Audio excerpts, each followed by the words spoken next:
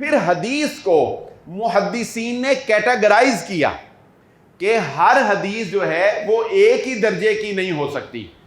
پھر اماموں کو کیٹاگرائز کیا کہ ایک امام کا درجہ ثقہ کا ہے، ایک اوثق ہے، ایک کا اس سے ایک حسن درجہ ہے،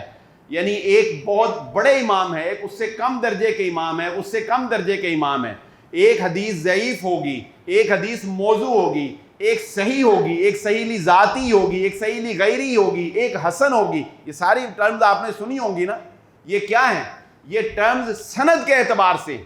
کہ اگر کسی کی سند میں پھر اچھا یہ بھی کافی نہیں، میں آپ کو یہاں تک بھی محدثین نے اہتمام کیا ہے کہ اگر کسی راوی کو حدیث بیان کرنے میں کچھ الفاظ میں وہم ہو گیا، یعنی ساری حدیث صحیح ہے مگر حدیث میں صرف ایک لفظ جو ہے وہ نبی صلی اللہ علیہ وسلم نے نہیں کہا، اس کو وہم ہو گیا، وہ بھی محدثین نے مینشن کر دیا ہے کہ ساری روایت صحیح ہے مگر ایک لفظ جو ہے یہ صحیح نہیں ہے، یہ وہم ہے راوی کا، وہ بھی پکڑا گیا ہے. یعنی اس قدر باریک بینی سے اور اس قدر چھنی لگا کر محدثین نے راویوں کو پرکھا ہے اور پھر ان احادیث کو جو ہے وہ حدیثوں کے کتابوں کے اندر جمع کیا.